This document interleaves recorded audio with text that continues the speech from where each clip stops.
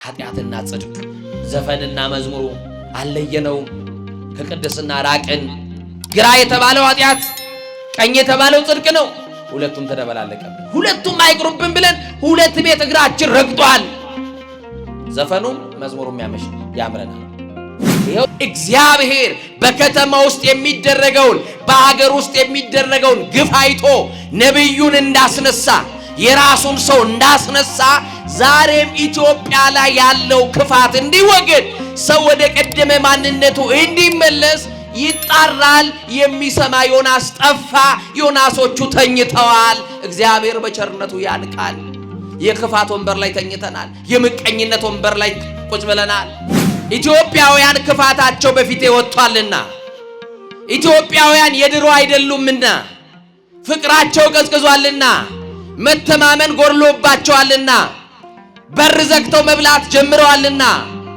ሁለት ቦታ መርገጥ ጀምረዋልና ለእግዚአብሔርም ለጣዖትም ሆነዋልና ክፉዎች ሆነዋልና ጨካኞች ሆነዋልና ተሳዳቢዎች ሆነዋልና ወደሚነግር በረሃ ሂድ በዛ በረሃ ውስጥ ውሃ የለም ሚበላም የለም የሰው ድምጽም አይሰማም ድምጽ አራዊቱን ታግሰ ጸባ አጋንንቱን ችለ ግድ የለም እዛ ዋሻ ውስጥ ግባ በመሬት እንዳትቀመጥ በምንጣፍ ላይ እንዳትተኛ ውሃ እንዳትጠጣ እንጀራ እንዳትበላ እጆችህን ወደ ሰማይ ዘርጋ የታመነው ንጉሥ የናዝሬቱ ኢየሱስ የታመነው ተስፋ ይቅርባ የሆነው አማኑኤልን መድኃኔ ዓለምን እያሰብክ አቤቱ ክርስቶስ ማረኝ ይበለዋል ማን ያሳየን ይህንን ጭካኔ ማን ያመጣብን የለብንም በታሪክም አልነበረም በአባቶቻችን ዘመንም አልነበረም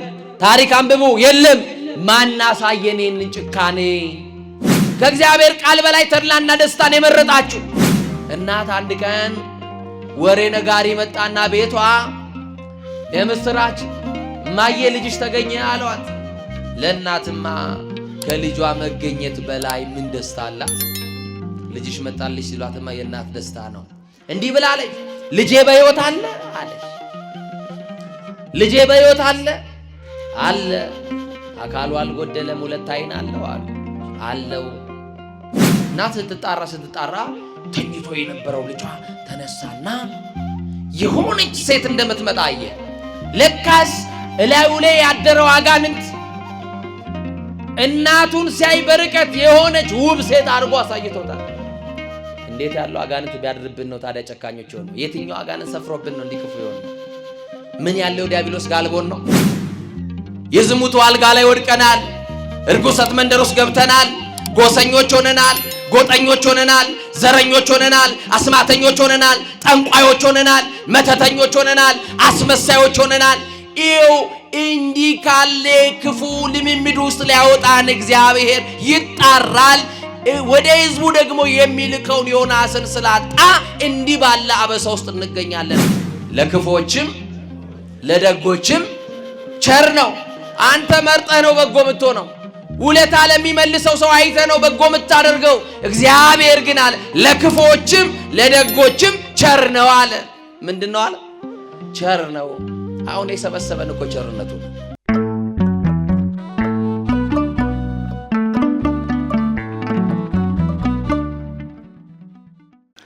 በስመ አብ ወወልድ ወመንፈስ ቅዱስ አሐዱ አምላክ ዘላለም ሥላሴ በሉ አለመዳችሁ እስቲ እንደገና በስመ አብ ወወልድ ወመንፈስ ቅዱስ አሐዱ አምላክ ዘላለም ሥላሴ ምድርና ሰማይ ሳይዘረጋ አመልማላትም ሳይበቅሉ የየብስም ፊት ሳይታይ ከዓለማት በፊት ለብቻው ሲመሰገን የኖረ ዓለምንም በግሩም ጥበቡ የፈጠረ ለኩነተ ሥጋ መጥቶ ከውድቀታችን ያነሳን እድሜ የጨመረልን አማኑኤል ዘመን የቀጠለልን አማኑኤል ነጭ ያለበሰን አማኑኤል የሽበትን ክብር ዘውድ አድርጎ በራሳችን ላይ የደፋልን አማኑኤል በማያኖሩ ሰዎች መካከል የሚያኖረን አማኑኤል ወጥተን ስንገባ ተኝተን እስክንነሳ የማይለየን አማኑኤል፣ በአደባባይ የነበረው ታሪካችንን በጓዳ የከተተልን አማኑኤል፣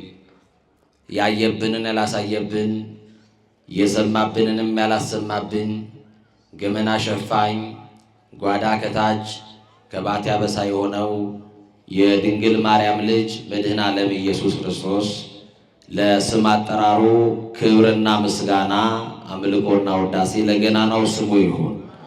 አባቶቼ ሊቃውንተ ቤተ ክርስቲያን በየማዕረጋችሁ ተወዳጁ መምህራችን ሊቀ መዘምራን መምህር ሀብታሙ፣ እጅግ የምንወደው ወንድማችን ዘማሪ ሊቀ ልሳናት ፈቃዱ አማረ፣ በዜማ ዕቃ የሚያገለግለው ወንድማችን ዘማሪ ደረጀ፣ ክቡራን የምትሆኑ የእመቤታችን የቅድስተ ቅዱሳን የንጽሕተ ንጹሐን የድንግል ማርያም ልጆች በወደደንና ባከበረን ደግሞም ባፈቀረን በሰላማችን ራስ በኢየሱስ ክርስቶስ ስም ሰላም እላችኋለሁ። እንደምን አመሻችሁ?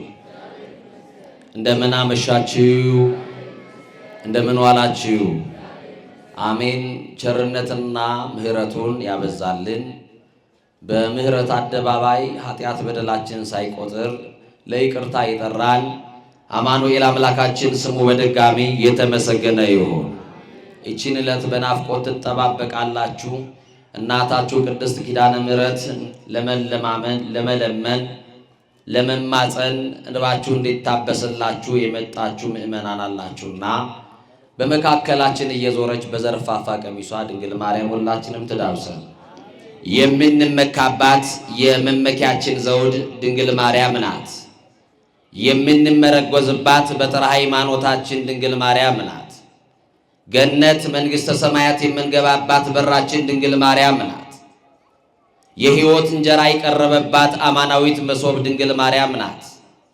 ከኃጢአት ስጥመት የዳንባት መርከባችን ድንግል ማርያም ናት። ብርሃን ያየንባት ዓይናችን ድንግል ማርያም ናት። ከሞት ወደ ሕይወት የተሸጋገርንባት ድልድያችን ድንግል ማርያም ናት። ከኃጢአት ስጥመት የዳንባት መርከባችን ጌታን ያየንባት መስታወታችን ድንግል ማርያም ናት።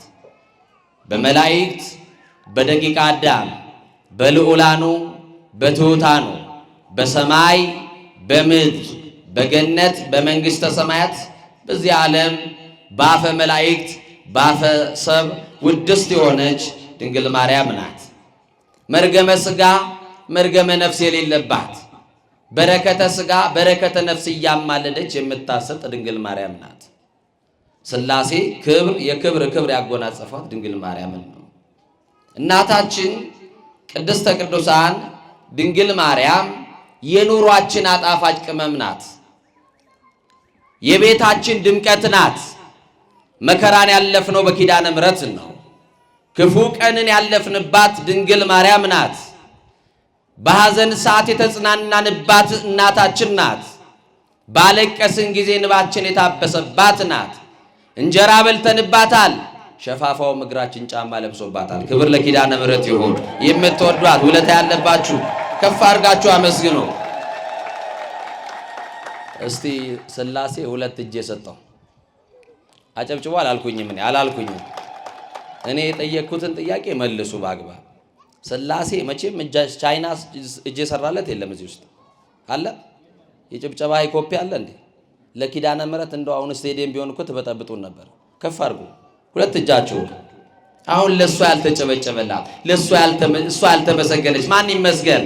ኧረ ኪዳነ ምሕረት ክብሩን ትውሰድ። አመስግኗ በደንብ አድርጋችሁ ለኢየሱስ ክርስቶስ እናት ቅድስት ኪዳነ ምሕረት እንባችንን ታብስልን። የኢትዮጵያውያንን እናቶች እንባ ታብስ። የኢትዮጵያውያንን ገበሬ እንባ ታብስ። የሁላችንን እንባ ታብስልን። ለጥያቄያችን መልስ ትሁነን። በዘርፋፋው ቀሚሷ ድንግል ማርያም ትሸፍነን።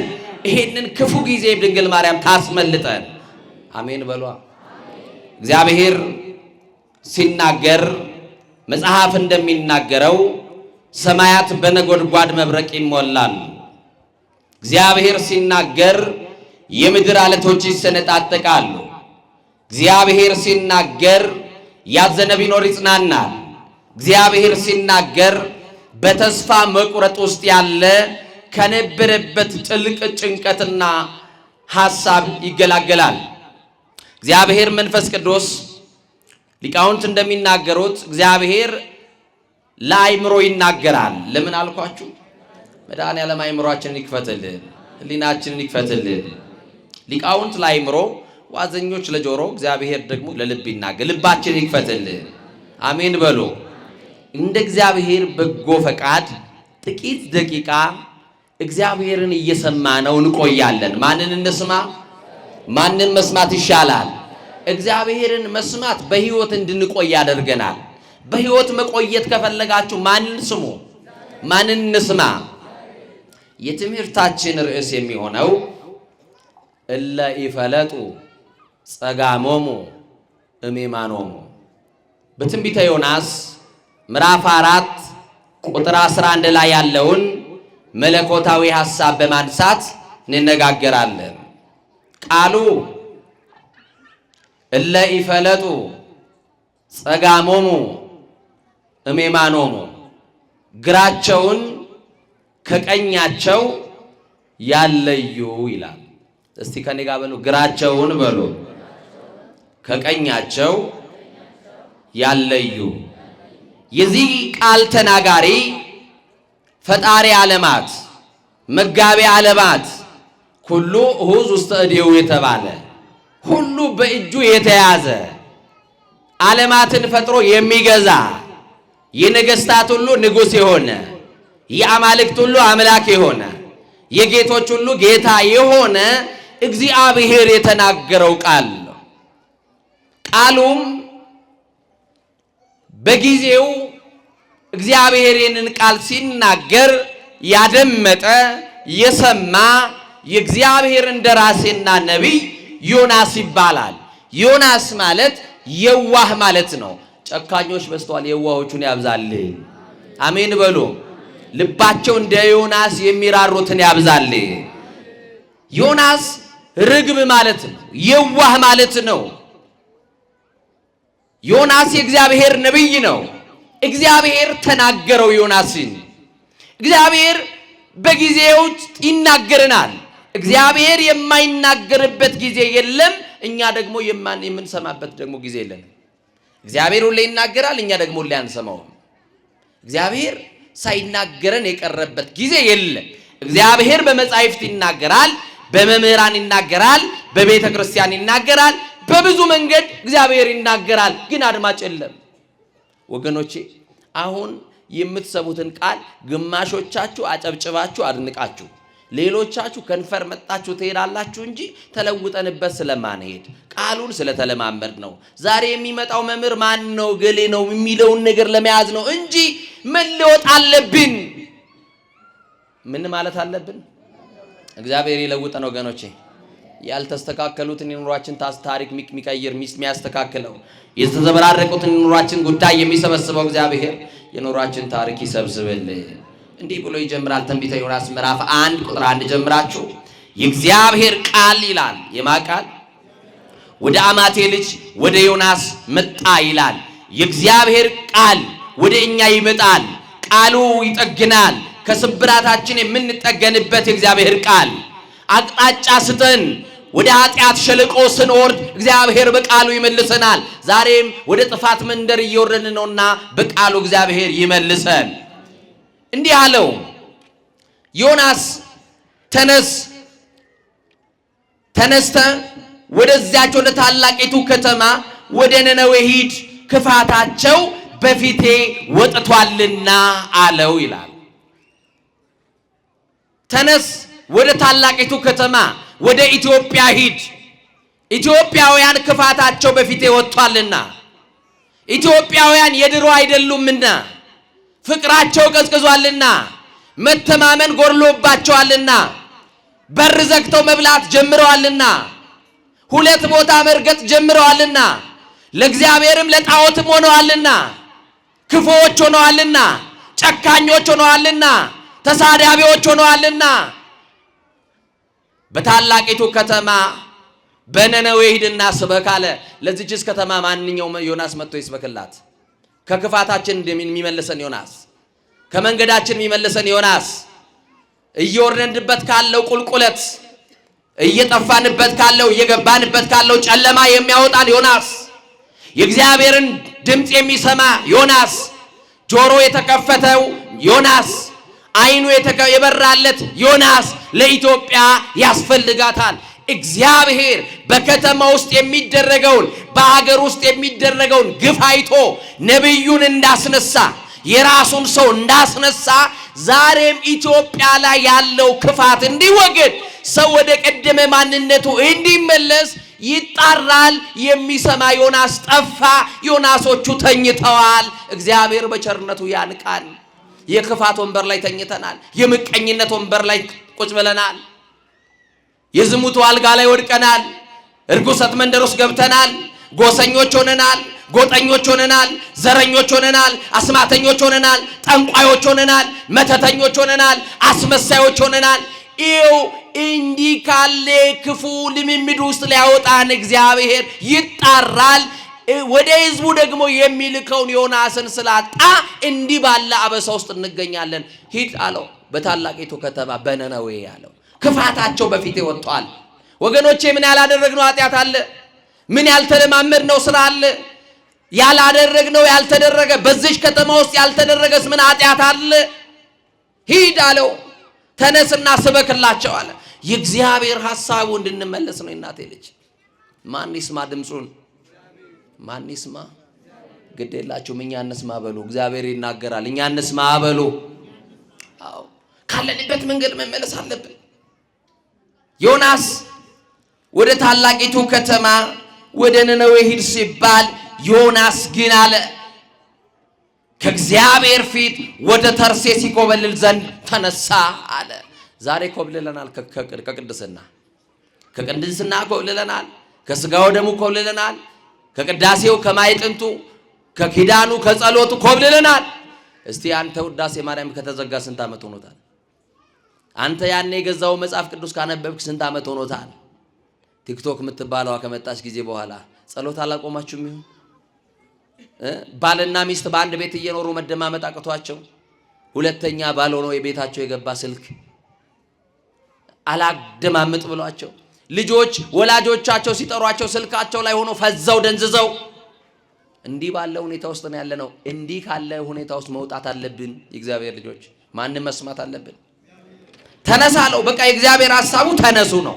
ከምን እንነሳ? ከኃጢአት፣ ከምን ከበደል፣ ከምን ከርኩሰት ካለንበት ክፉ ነገር ሁሉ እንነሳ። ለታላቂቱ ከተማ ለነነዌ ጥፋት ምክንያት የሆነ ሰው ነበር።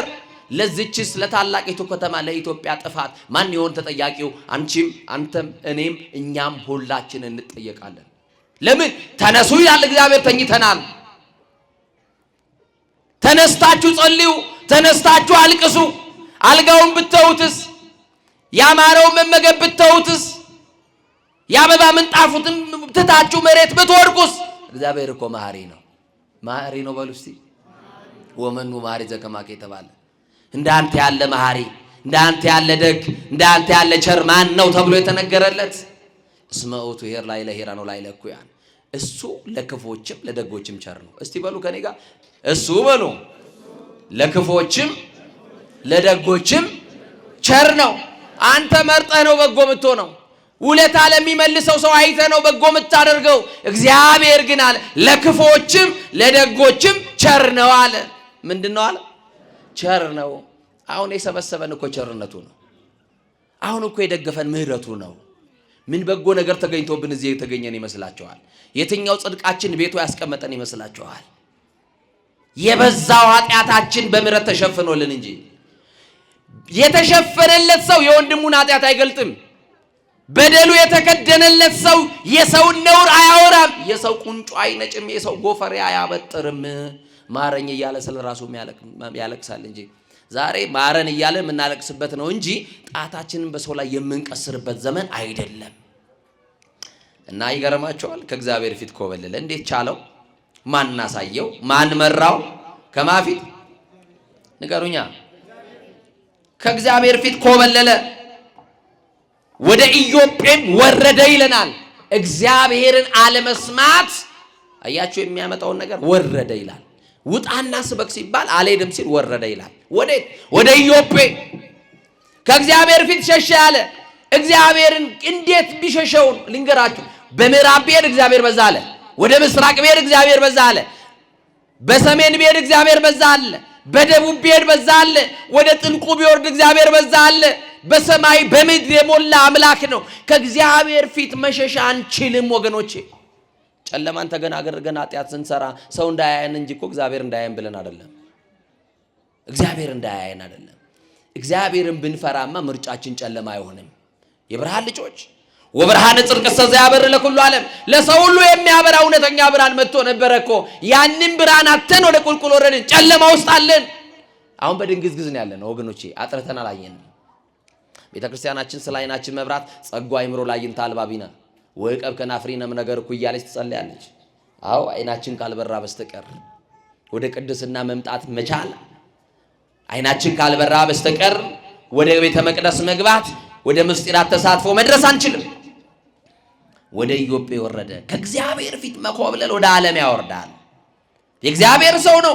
ከፍ ያለ ስልጣን አለው። ከፍ ያለ ማዕረግ አለው። እግዚአብሔርን መስማት የሚችል ጆሮ አለው። ግን እግዚአብሔርን አልሰማም ሲለው ወደ ዓለም ወረደ ይላል። ወደ ምን ወረደ? ወደ ዓለም።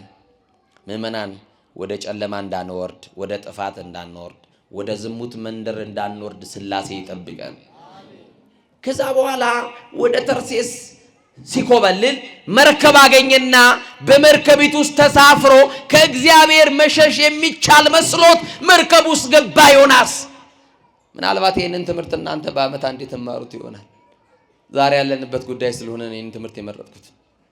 ወዴት ኮበለለ? ወደ ተርሴስ። በምን ገባና? በመርከብ። ጥቂት ምዕራፍ እንደተጓዘ መርከቡ ላይ ነፋስ ተነሳ ይላል። እግዚአብሔር የሌለበት ቤት እኮ እንደዚሁ ነው። እግዚአብሔር ያልተያዘበት መርከብ ነፋስ ተነሳባት። እግዚአብሔር የሌለበት ትዳርማ ሲበጠበጥ አያችሁት እኮ። እግዚአብሔርን ያላስቀደማችሁበት ኑሮማ እየኖራችሁ ደም እንባ እያለቀሳችሁበት እኮ አላችሁበት። እግዚአብሔርን ያልያዛችሁበት ንግድማ ትርፍ አልባ ሆናችሁ ስትከስሩ አይተናል። እግዚአብሔርን ሳይዝ ከእግዚአብሔር ሐሳብ ኮብልሎ ወደ ኢዮጴ ወረደ።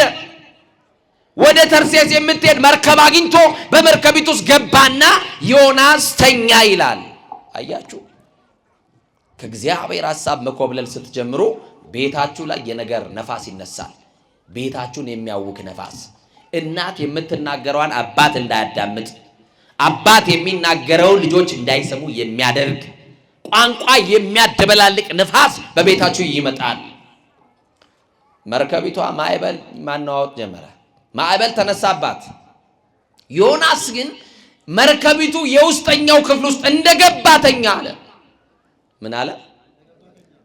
ለከተማዋ ተነስና ጸልይ የተባለው ሰውዬ ገባና ተኛ ይላል። ተነስተው ቢጸልዩ ለውጥ የሚያመጡ ሰዎች ተኝተዋል። ተነስተው ቢያለቅሱልን ከመከራ ከጭንቅ እንወጣ ነበር፣ ግን ተኝተዋል። ዮናስ ተኛ። ማዕበል ባለው መርከብ ውስጥ ምን ተማምሮ እንደተኛ ይገርመኛል። በቃ ብዙዎቻችን ተኝተናል። እመኑኝ፣ ከእግዚአብሔር ሐሳብ የኮበለልን ስለሆንን ተኝተናል። በራሳችን ፍልስፍና በራሳችን መንገድ የምንጓዝ ሰዎች ስለሆንን ተኝተናል። ዮናስ ተኛ። መርከብ ላይ የሚሄድ ሰው ብዙ ሰው አይተኛም። ለምን? አውሎ አለ፣ ነፋስ አለ፣ ወጀብ አለ። መርከቢቷ ወዲና ወዲህ የተንገላታች ነው የምትሄደው። ብዙዎች ነቅተው ነው የሚጠብቁት። ድንገት እንኳን መርከቢቷ አደጋ ቢደርስባት ግማሹ የሚችል በዋና ለማለፍ ራሱን ለማዳን ይሞክራል። ዮናስ ገብቶ ግን ተኛ። በመርከብ ውስጥ የነበሩ ሰዎች ደግሞ ነጋዴዎች ናቸው። ምኖች ናቸው? ንገሩኝ። ነጋዴዎች ነበሩ። መርከብ ውስጥ የተኙ ነጋዴዎች፣ መርከብ ውስጥ የገቡ ነጋዴዎች ናቸው። አልተኙም። የተኛው የእግዚአብሔር ሰው ዮናስ ነው። ብቻውን በመርከብ ውስጥ ተኝቷል። አሁን ማዕበሉ አስጨነቃቸው ወገኖቼ። መርከቢቷን የሚያነዋውጠው ነፋስ ሁላችን አስጨንቆናል። መርከቢቷ ላይ የተነሳው ነፋስ፣ መርከቢቷ ላይ የተነሳው እሳት ሁላችንንም እንቅልፍ ነስቶናል። ግን ዮናሶች ተኝተዋል። እየሰማችሁኝ ነው? ከኔ ጋር ናችሁ? መርከቢቷ ላይ መርከብ የተባለው ቤትክ ነው። መርከብ የተባለው ትዳርሽ ነው እህቴ። ትዳርሽ ላይ የተነሳው ነፋስ እንቅልፍ አያስተኛሽ ማለት አባቶችን ትጠሪያለሽ፣ ሽማግሌ ትጠሪያለሽ። ያ መርከቡ ላይ የተነሳው የነገር እሳት እንዲረግብላችሁ በጸሎት ወደሚረዳችሁ ሰዎች ትሮጣላችሁ። መርከብ የተባለችው ኢትዮጵያ እኮ ናት። የተነሳባት ማይበል አለ። ያለ መደማመጥ ማይበል፣ ያለ መስማማት ማይበል፣ የጦርነት ማይበል፣ የጥላቻ ማይበል፣ የዘረኝነት ማይበል ተነሳባት። መርከብ የተባለችዋን ቤተክርስቲያን፣ መርከብ የተባለችዋን ኢትዮጵያ ሊገለብጣት ነው። ስለዚህ እግዚአብሔር ምን እያለ ነው? ተነሱ። ምን በሉ? ለምን? ለጸሎት ኃይል ያለው እግዚአብሔር ነው። ኃይል ማጋር ነው ያለው። ለመርከቢቷ ጸጥታ ወደ ሆነው ወደ ወደቡ የሚያደርሰን እግዚአብሔር፣ የመርከቧ መልህቅ ወደ ሆነው ወደ እግዚአብሔር ተነሱና ጩሁ ይላል እግዚአብሔር። እና በቃ ምን ያርጉ? መርከቢቷ ልትሰበር ቀረበች። እግዚአብሔር የሌለበት ቤት አይጸናም። ስብራት እንዳይገጥማችሁ፣ ወድቃችሁ እንዳትሰበሩ፣ ወጣችሁ በዛው እንዳትቀሩ እግዚአብሔርን ስሙት። እግዚአብሔርን ባለመስማቱ ምክንያት ለሌሎች ሞት ምክንያት ሆነ። አያችሁ፣ ለሌሎች መርከበኞች ፈሩ። ያ ፍርሃታቸው እንዲህ አሉ፣ ተነጋገሩና ለትርፍ ብለን የገዛነውን ዕቃችንን ምናልባት መርከቧ ከብዷት ሊሆን ስለሚችል መርከቡን ወደ ውሃ ውስጥ ለምን አንጨምረውም ተባባሉ። እግዚአብሔርን ሳትይዝ ከወጣ እንኳን ትርፍ ዋናህን ትጥላለህ። መጽሐፍ ደግሞ በመጣል አይደለም ያለህን አጽንተህ ያዝ ነው የሚለው። ያለህ ምን ብለህ በቃ መርከቧ ዕቃ ከብዷት መስሏቸዋል። የጫኑት ዕቃ በዝቶባት ማይበል የተነሳው ከዛ የተነሳ መስሏቸዋል። ይሄ ከፍርሃታቸው ከጭንቀታቸው የተነሳ ማንም ሰው ሲጨነቅ ሊያደርገው የሚችለውን ነገር ነው ያደረጉት። ዮናስ ግን እንደተኛ ነው። ማን እንደተኛ ነው? ዮናስ ግን እንደተኛ ነው። ዕቃቸውን ባህር ውስጥ እስኪጨምሩ ድረስ ዮናስ አልነቃም። የያዙትን እስኪጥሉ ድረስ እግዚአብሔርን አለመስማት ያለህን እንድትጥል ያደርግሃል። እመነኝ፣ ጎተራ ይጎድላል፣ ለሰርግ ያስቀመጥከው ለለቅሶ ይውላል፣ ለዓመት ብለህ የሰበሰብከውን በዕለት ይበተናል። እሱን መስማት ነው የሚያዋጣን። ማንም መስማት እና በቃ መርከቧ የሚቀላላት መስሏቸው ዕቃቸውን ቢጭኑ ቢወረውሩም መርከቧ ላይ ያለው ነፋስ ሊነሳ አልቻለም። እንደውም በረታባት። ከዛ በኋላ ግራ ተጋቡ። ወደ ውስጠኛው ክፍል ሲገቡ አንድ የተኛ ሰው አገኙ። ማን ይባላል? ዮናስ። ምን ነው ተኝተሃል አሉት። ምን ብለሃል? ማን ይንገርልን? ለተኙት ዮናሶች ምን ነው ተኝታችኋል? ምን ነው ተኝተሃል ዮናስ? ሞት ከቦን በሞት ቀጠና ውስጥ ሆነን ትተኛለህ አሉት። አያችሁ፣ ለበጎቻቸው ማይራሩ እረኞች ይተኛሉ። ዮናሶች ናቸው። ዮናስ ተኝተዋል። ሞት ከቧቸዋል። ፍርሃት ይዟቸዋል። ያላቸውንም ዕቃ ወደ ባህሩ ጨምረዋል፣ ጥለዋል። ግን ዮናስ ተኝተዋል። ምን አሉት? ምን ነው ተኝተሃል? በከባድ እንቅልፍ ውስጥ የተኛው የእግዚአብሔር አገልጋይ ነው። እኛ አገልጋዮቹ ተኝተን ከሆነ እንንቃ። እኛ አገልጋዮቹ ተኝተን ከሆነ እንነሳ። ምስራቅና ምዕራብ የሚያባብለው መንፈስ ውስጣችን ገብቷል። ተኝተናል። ቆላ እየተቆጣጠርን ተኝተናል። በዘረኝነት ተጠምደናል፣ ተተብትበናል። እኛስ ታስረን የለ ወይ? እኛም የተተበተብንበትን የዘረኝነት ትብታብ ይሄን ሰንሰለት መድኃኔዓለም ይፍታልን። ሰውም በሰውነቱ ብቻ የምንወድ እንዲያረገን ሥላሴ ይፍቀድልን። ይሄ ወንዝ የሚያቆጣጥረው መንፈስ መድኃኔዓለም ከምድሪቷ ይሰርዝልን። እና ይገርማቸዋል። ምን ነው ተኝተሃል አሉትና እንዲህ አሉ፣ እንዳንጠፋ አሉት። እስቲ በሉ እናንተ በማርያም በሉ። በረዳችሁ? እንዳንጠፋ ተነስተህ እግዚአብሔር ያስበን እንደሆነ አምላክህን ጥራ አሉት። ማን ያስበን እንደሆነ? እግዚአብሔር ያስበን እንደሆነ። አያችሁ፣ ተነስተህ አምላክህን ጥራ አሉት። ዮናስ ከእንቅልፉ ተነሳ። የዚህ ሰዓት አሁንም የተኙትን እግዚአብሔር በምሕረት ያንሳልን። ከዛ በኋላ ዮናስ ከተነሳ በኋላ እንዲህ አሉ፣ ይሄ ክፉ ነገር በማን እንደመጣብን ዕጣ እንጣጣልና እንወቅ አሉ። አሁንም ይቺ መርከብ የተናወጠችው መርከብ የተባለችው ኢትዮጵያ ሰላሟ የተናጋው አዎ በማን ምክንያት ነው ብለህ ጣት እንደምቀስረው እንዳይመስል እጣው ይውጣ ዛሬ በእኛ ላይ እንደሚወርቅ እርግጠኛ ነኝ። በአንቺም ላይ በአንተም ላይ በእኔም ላይ። እቺን ሀገር የምናደማት እኛ ነን፣ የምናቆስላት እኛ ነን። ከእግዚአብሔር ፊት የኮበለልነው እኛ ነን። መርከቧ ላይ ገብተን የተሸሸግነውም እኛ ነን። ነፋስ የተነሳውም በእኛ ምክንያት ነው። ስለዚህ እንደ ቅዱስ ዳዊት ማቅ ለብሰን አንተን ብቻ በደልን በፊትህም ክፉ ስራ ሰራን እያልን ልንለምነው ይገባል። እየመረራችሁ ስሙ። ጣት መቀሰራችን እናቁም።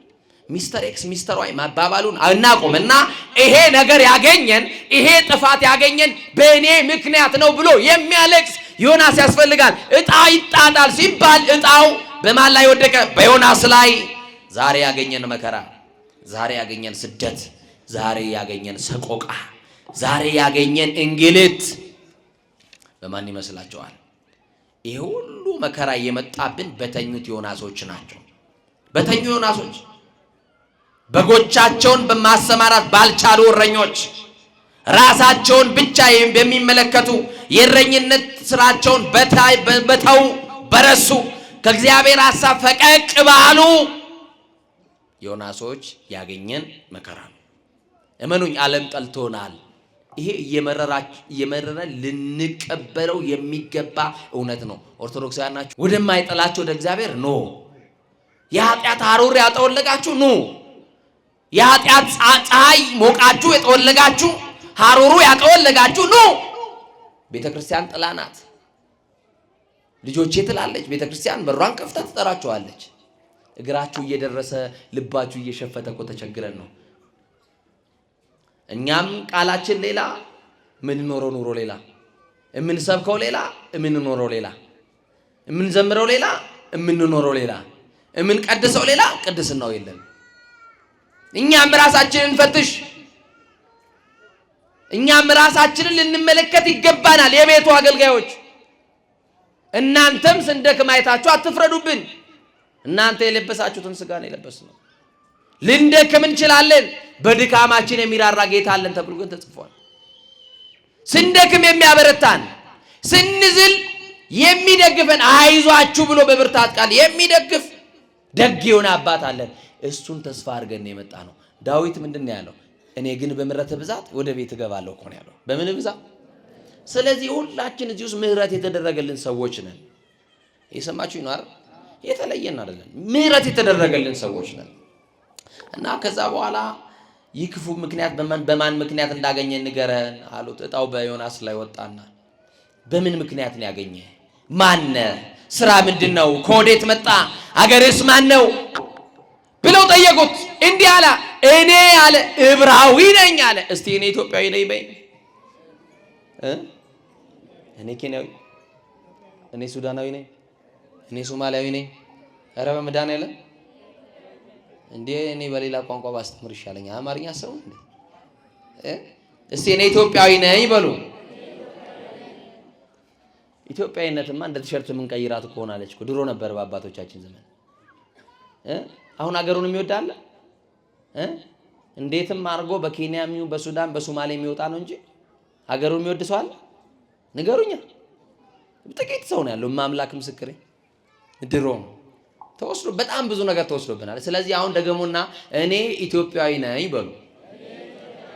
ዮናስ ሲጠየቅ የመለሰው እኔ ዕብራዊ ነኝ አለ። የተኛው ዮናስ ሲቀሰቀስ እጣው ሲወድቅበት፣ ስለዚህ እኔ ኢትዮጵያዊ ነኝ። የዚች ሀገር ባለዕዳ አንተ ኢትዮጵያዊ ነህ። የዚች ሀገር ባለዕዳ፣ የዚች ቤተክርስቲያን ባለዕዳ አንቺ ኢትዮጵያዊ ነሽ። አዎ የዚህ ሀገር ባለዕዳ ነሽ።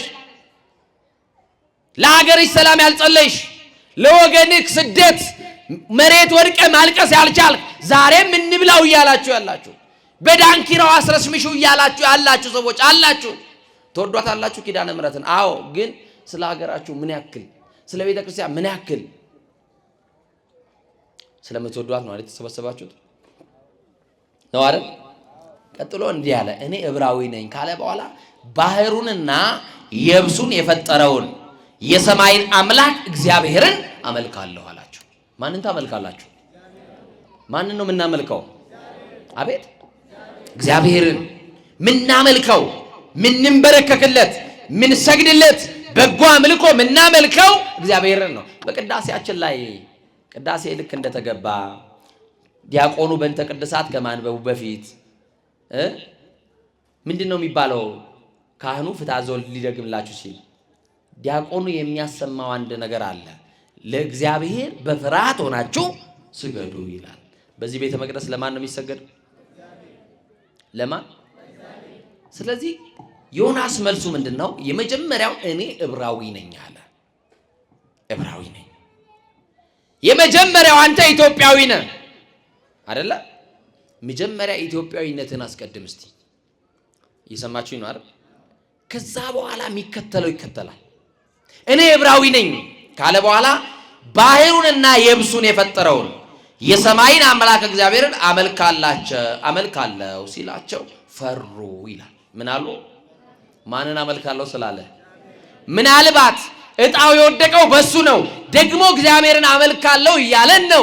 ይሄ ሰው የእግዚአብሔር ሰው ይመስላል። ይሄንን ሰው አንስተን ወደ ባህር ብንጨምረው እግዚአብሔር አንዳች ነገር ሊያደርገን ይችላል ብለው ፈሩ። ዮናስ ግን እንዲህ አለ፣ እኔ ወደ ባህር ካልተጣልኩ በስተቀር መርከቢቱ ሰላም አታገኝም አለ።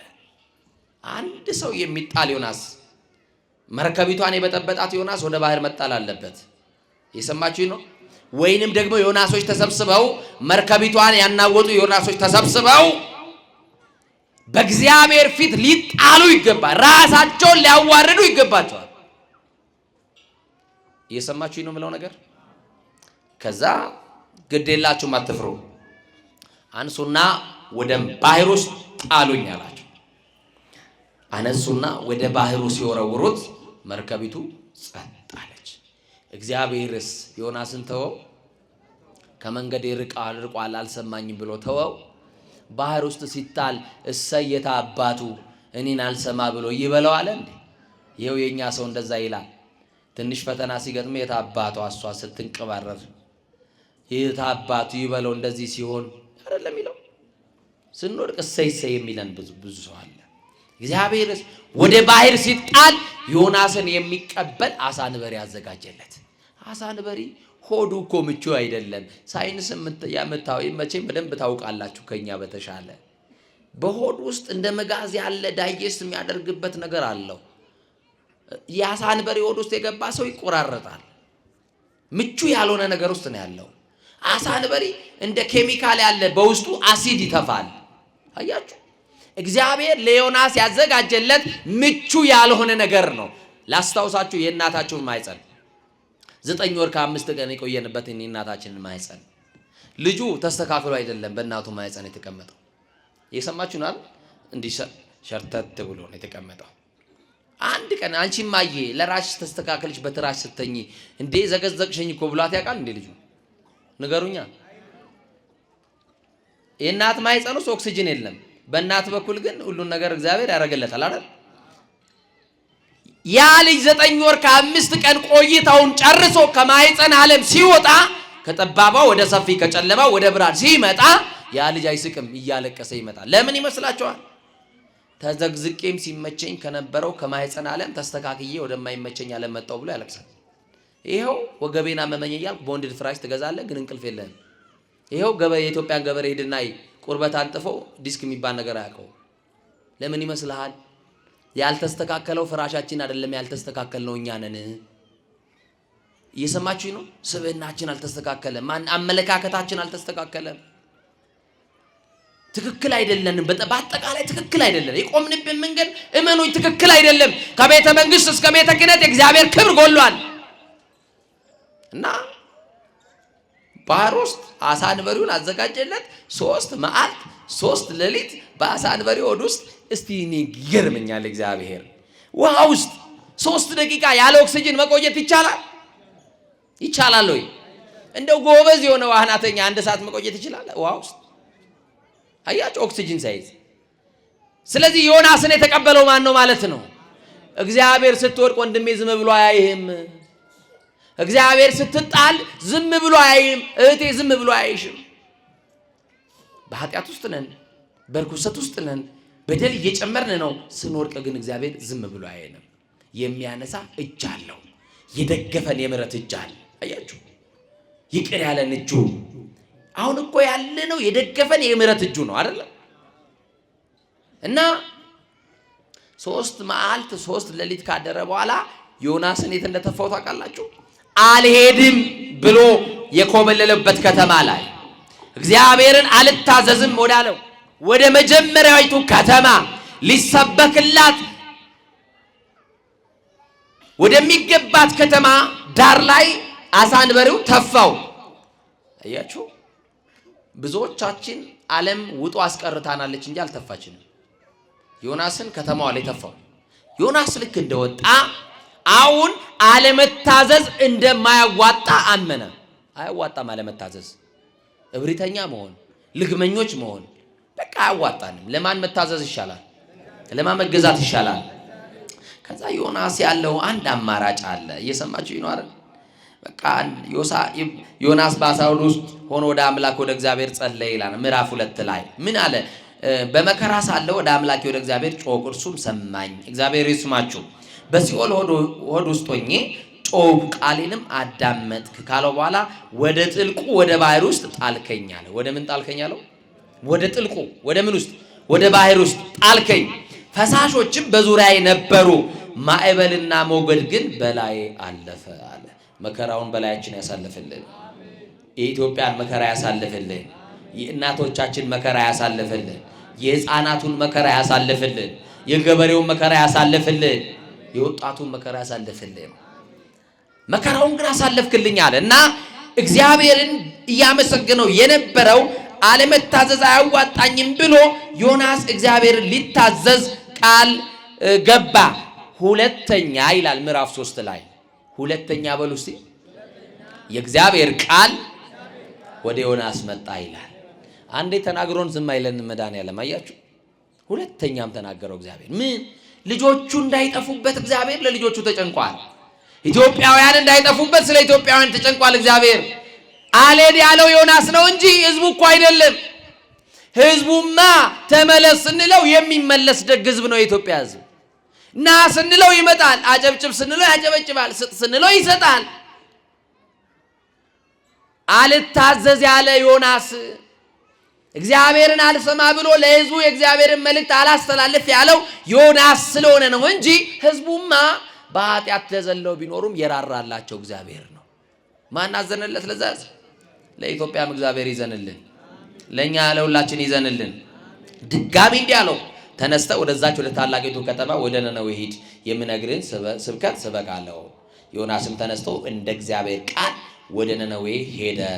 ነነዌ የሶስት ቀን መንገድ ያክል እጅግ ታላቅ ከተማ ነበረች።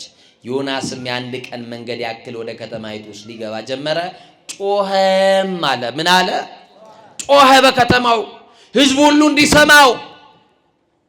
ከሊቅ እስከ ደቂቅ መኳንንት የለ፣ መሳፍንት፣ ንጉሥ የለ፣ ደንገጡር የለ፣ ሁሉ ወታደሩ ሁሉ ወጥቶ የምድር እንስሳት ሁሉ እንዳይቀሩ፣ የቤት እንስሶች ከጋጣቸው ከበረታቸው እንዳይፈቱ ሁሉ ማቅ ለብሶ ለ3 ቀን አመድ ለስልሶ በከተማይቱ ላይ የሚመጣው መከራ እግዚአብሔር እንዲያሳልፍ ያልቅስ አለ። አሁን ገናን እየጾምሽ ነው። አንተ አሁን ገናን እየጾምክ ነው። የፈቃድ ጾሟን አጣጥመ ጾመ ወንድምን ስትነቅፍበት ከርመ አሁን ገና ሲመጣ የፈቃድ ጾም ሳይሆን የሕግ ጾም አይ ይሄንንማ የቄሶች ነው ትላለህ። ቤተ ክርስቲያን ከደነገገችው ከ7ቱ አጽዋማት አንዱን እንኳን መጾም አቅቷል ወንድሜ። በዚህ ሰዓት ዓለም ምን ያክል መከራ ውስጥ እንዳለች ታውቃለህ። አሁን በነገራችን ላይ በዚህ ዘመን ያለው በሽታ ሁሉ በመብላት የሚመጣ ነው። ምን በማለት ይሄው እንታዘባለን። ጠዋት ቤተ ክርስቲያን ስንሄድ፣ ጠዋት ጉባኤ ስንወጣ ታምር ነው የምናየው። ይሄው ታክሲ አይደለም ሰልፍ ያለው። ጠዋት እግዚአብሔር ይመስገን ታክሲ ሰልፍ የለም፣ ስጋ ቤት ነው ሰልፍ። ከዚህ ቁረጥ ከዚህ ፍለጥ ይላል። ከዛ በኋላ ከሆነ ሰዓት በኋላ እግዚአብሔር ያይና ይኸው እግር ሸምቀቅ የምታደርግ አንድ በሽታ አለች፣ ታውቋታላችሁ። በዚህ ዩሪክ አሲድ ይባላል፣ በዚህ ደግሞ ኮሌስትሮል ይባላል፣ በዚህ ደም ግፊት፣ በዚህ ሌላ በሽታ ከዛ ይመጣል። ከዛስ ምንድነው? አለመብላት ይለዋል። ምን አለ ማለት? አዎ በቃ አሁን እኮ ሳይንስ እየተስማማ ፋስቲንግ ጾም የሚለውን ሐሳብ እየደገፈ ነው ያለው። ብትጾሙ ጤናማ ትሆናላችሁ፣ ረጅም እድሜ ትኖራላችሁ። ምኑ የሚጾም ሰው ጤናማ ነው። እና ጾሙ አላቸው። ዮናስ አልቅሱ አላቸው። የሚገርማችሁ የዮናስን ቃል በከተማ ያለ ህዝብ ብቻ ሳይሆን ንጉሱ እንኳን ሰማ፣ ከዙፋኑ ወረደ ይላል። ማን ወረደ? ዮናሶች ያልወረዱ ዮናሶች አሉ። ከወንበራቸው ወርዶ መጸለይ ያቃታቸው ዮናሶች፣ ማልቀስ ያቃታቸው ዮናሶች። ይኸው ዛሬም መከራ ውስጥ ነን። መከራ ውስጥ ላለው ህዝብ ግን አልደረስንለትም። ዛሬም ችግር ውስጥ አለ። ያለቅሳል። የሚያባበለው የለም፣ የሚያጽናናው የለም። ሁሉ መንደር ድንኳን አለ፣ አጽናኝ የለም። ሁሉ ቤት ለቅሶ አለ፣ ለቅሶ ደራሽ የለም። የሉም ማን ዮናሶች። ስለዚህ ወደ እግዚአብሔር ተነስቶ መጮሁ አማራጭ የሌለው አማራጭ ነው። በቃ ምርጫችን እሱ ብቻ ነው። ከኔ ጋር ናችሁ? ንጉሱ 3 ቀን እንዲህ አለ ዮናስ፣ እግዚአብሔር አለ ከተማይቱን ያጠፋታል ወይንስ አለ አያጠፋትም? እግዚአብሔር የሚያደርገውን ማየትማ እፈልጋለሁ ብሎ ዮናስ ከከተማዋ ወጣ ያለ ቦታ ላይ ሄደ። የሰማችሁ? ከከተማዋ ወጣ ብሎ እግዚአብሔር ከተማዋን አጠፋለሁ ብሏል። ህዝቡ ደግሞ እየጾመ እየጸለየ ነው። ትጠፋለች ወይንስ አትጠፋም ብሎ ከተማዋ ላይ እግዚአብሔር የሚያመጣውን መዓት ለማየት ቆመ። እግዚአብሔር ግን መሐሪ ነው። መሐሪ ነው በሉ እስቲ፣ መሐሪ ነው በሉ እስቲ። ከዛ በኋላ 3 ቀን በኋላ እግዚአብሔር ተጸጽቶ የሚያመጣባቸው መከራ አሳለፈላቸው ይላል። በኢትዮጵያ ላይ ያለው መከራ እግዚአብሔር ያሳልፍልን። በቤተ ክርስቲያናችን ያለው መከራ ያሳልፍልን። አሳለፈላቸው። ከዛስ ዮናስ በዚህ ነገር ደስ አላለውም አለ። አይገርም? አያሳዝንም? አያሳዝንም ወገኖች? ደስ አላለውም። ለምን? እግዚአብሔር ሆይ ቀድሜ እኮ አውቃለሁ፣ አልሄድም ብዬ አልታዘዝም ብዬ እኮ የኮበለልኩት አለ ዮናስ። መሐሪ እንደሆንክ አውቃለሁኝ። ምን እንደሆንክ? መሐሪ እንደሆንክ አውቃለሁ። አጠፋቸዋለሁ የሚለውን ቃል ተናግሬ አንተ ደግሞ ምሕረት ብታደርግ ህዝቡ ከነቢያት ሐሰት ይደምረኛል፣ ውሸታም ይለኛል ብሎ ነበረ። አሁንም ምን አለ? ህዝቡን ምሕረት ስላደረገለት ከ3 ቀን በኋላ እግዚአብሔር ለከተማይቱ ይቅርታ ስላደረገላት አዘነ። ዮናስ አልተደሰተም። እግዚአብሔር ዮናስን እንዲህ አለው፣ በውኑ ታዝን ዘንድ ይገባሃል አለው። ትቆጣ ዘንድ ይገባሃል አለው። አዎ እቆጣ ዘንድ ይገባኛል። ቀድሜም እኮ አልሄድም ያልኩት በዚህ መሐሪ እንደሆንክ አውቄ ነው አለው። ዮናስ ከተማይቱን ለቀቀና ወደ አንድ ቦታ ሄደ። የሚጠለልበትን መጠለያ ሰራና ከዛ ተቀመጠ።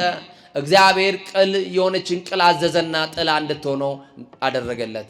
ዮናስ በዛች ቅል ስር ተጠለለ፣ ደስም አለው አለ። ከዛ በኋላ ማታ ላይ አንድ ትል መጣችና ቅሊቷን መታቻት። ለዮናስ ጥላ የሆነችው ቅል ደረቀች። ቀትር በሆነ ሰዓት ዮናስ አናቱን ፀሐይ ቀጥቅጦ መታው። ዮናስ ሰውነቱ ዛለ፣ ደከመው። በዚህ የተነሳ ዮናስ ተበሳጨ። ለማን የተበሳጨው ከተባለ ለሚጠፉት ህዝቦች አይደለም። ዮናስ ለነነዌ ህዝብ አልተጨነቀም፣ አላለቀሰላቸውም። እግዚአብሔር ከጥፋት ስለተመለሰ ምሕረት ስላደረገላቸው በዛም አልተደሰተም። በጣም የሚገርማችሁ የዮናስ ብስጭት ለምን ያቺ ጥላ የሆነችን ቅል ያቺ ትል መታ አደረቀቻት በሚል በዚህ ተበሳጨ። በውኑ አለው እግዚአብሔር አሁንም ትቆጣ ዘንድ ይገባሃልን አለው። ትቆጣ ዘንድ ይገባሃል ዮናስ አለው። አዎ ይገባኛል፣ እንደውም ከህይወት ሞት ይሻለኛል ብሎ ተናገረ በድፍረት። እንዲህ አለው እግዚአብሔር አንተ ላልደከምክባት ጠዋት በቅላ ማታ ለጠወለገች ለዚች ቅል ተጨንቀሃል። እኔ ግን አለ እለ ይፈለጡ ጸጋሞሙ እሚማኖሙ ግራቸውን ከቀኛቸው ያለዩ ህዝቦች ይላሉባት 127,000 ህዝብ በላይ ለሚኖርባት ለነነዌስ እንዴት አላዝንም አለው እግዚአብሔር። ለኢትዮጵያስ እንዴት አያዝንም? 100 ሚሊዮን ህዝብ በላይ ላለባት ለኢትዮጵያስ እግዚአብሔር እንዴት አያዝንም? ዛሬ ዮናሶች የሚያዝኑት ለህዝቡ ጥፋት አይደለም። የዛኛው በብሉይ ኪዳን የነበረው ዮናስ ሐዘኑ ጥላ ለሆነችለት እሱ ላልደከመባት ላላበቀላት ላልደከመባት ለዛች ቅል ነበር የተጨነቀው። ዛሬም ከሰው በላይ ለቁስ የሚጨነቁ ሰዎች አሉ ወገኖቼ። ሕንፃ ሥላሴ እየፈረሰ ትውልድ እንደ በሬ እየታረደ ማንን አሳይቶን ይሄንን ጭካኔ ወገኖቼ? እኔ ይገርመኛል። ኢትዮጵያውያን እንዲህ ያልነበራችሁ እንዲህ አልነበርንም። እስቲ ለፋሲካ፣ እስቲ ለገና፣ እስቲ ለሆነ በዓል ባሎቻችሁን ወይም አይለዛም ከፍ ያሉ ልጆቻችሁን የሚጾሙ ልጆቻችሁን እስቲ ዶሮ ወረድልኝ ስትሉት ዶሮ ካረደ በኋላ እኮ አንቺ ይዘሽ የምትቆሚው ሳፋውን ነው።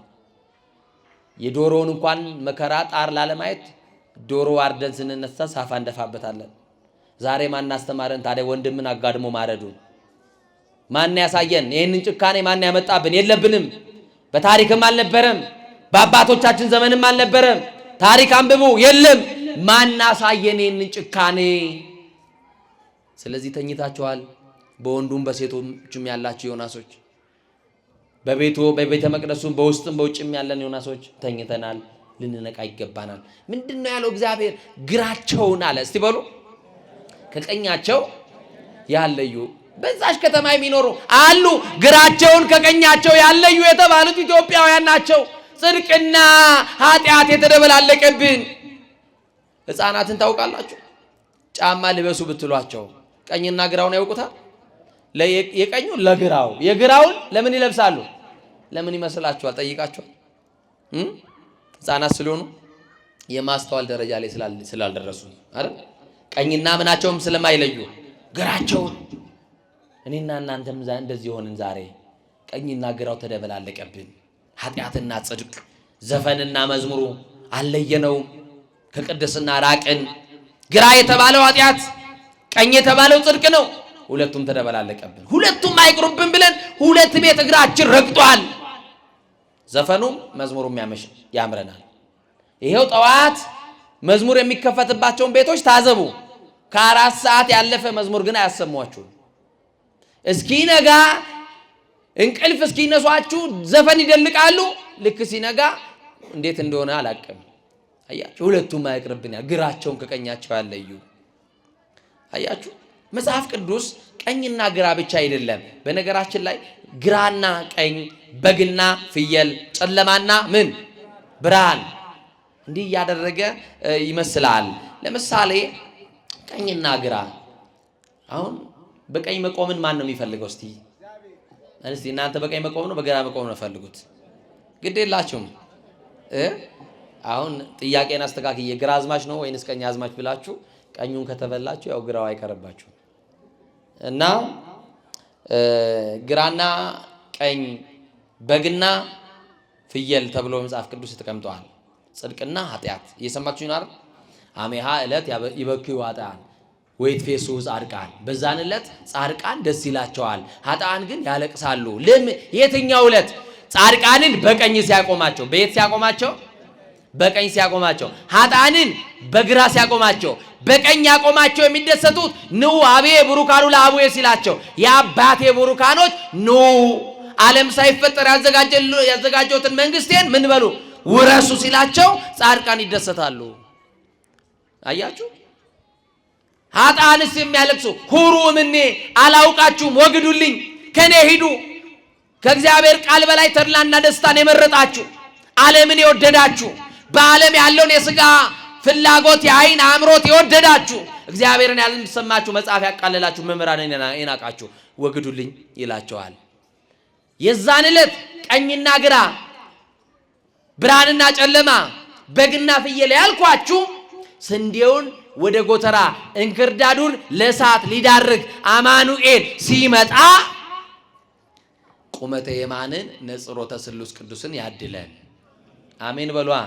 ምን ተገበርኪ አይቴ ነበርኪ ይለናል። የዛ ጊዜ የማን ዘር ነበርክ፣ ምን ቋንቋ ስትናገር ነበርክ አይልም። እኔ ሮያል ፋሚሊ ነኝ የንጉሥ ቤተሰብ ነኝ ብትል አይተሰማም። ስራ ያዋጣል። ስራ በጎ ምግባር የለንም። ሃይማኖታችንም ውሸታም ነው። እየወላወልን ያለ ነው። አስማተኛ መንደር እንረግጣለን፣ ስላሴንም እንማጸናለን፣ ጠንቋይ ቤትም እንሄዳለን፣ እናስመትታለን፣ እናስደግማለን፣ እናስተበትባለን፣ ደግሞ እግዚአብሔርንም እንለምኗለን። ውሸታሞች ሆነናል። ምንና ምን አልኳችሁ? እስቲ በግና ፍየል በሉ። እስቲ ኃጥአን በፍየል ነው የተመሰሉት። በምን በበግ ደግሞ የተመሰሉት እነማን ናቸው? ለምን ይመስላችኋል? ፍየል ሀፍረተ ስጋዋ የተገለጠ ነው።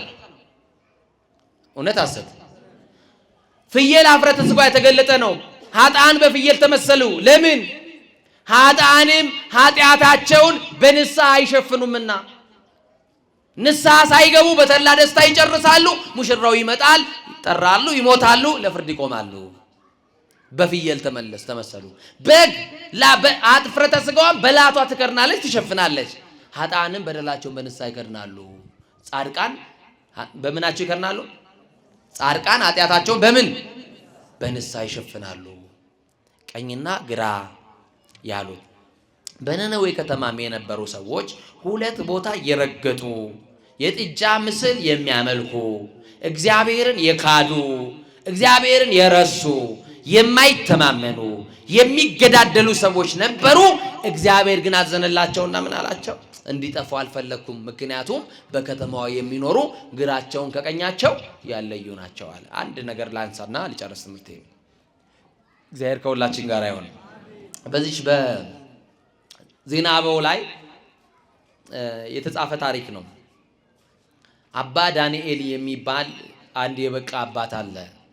የበቃ አባት ማለት ከ10 ማዕረጋት የደረሰ እንደና አቡነ ተክለ ሃይማኖት ነው። የበቃ አባት ማለት ከ10 ማዕረጋት የደረሰ እንደና አቡነ አረጋዊ ማለት ነው። የበቃ አባት ማለት እንደና አቡነ እስትንፋሰ ክርስቶስ፣ እንደና አባ ስነ ኢየሱስ፣ እንደና አቡነ አብየ እግዚእ ያለ ነው።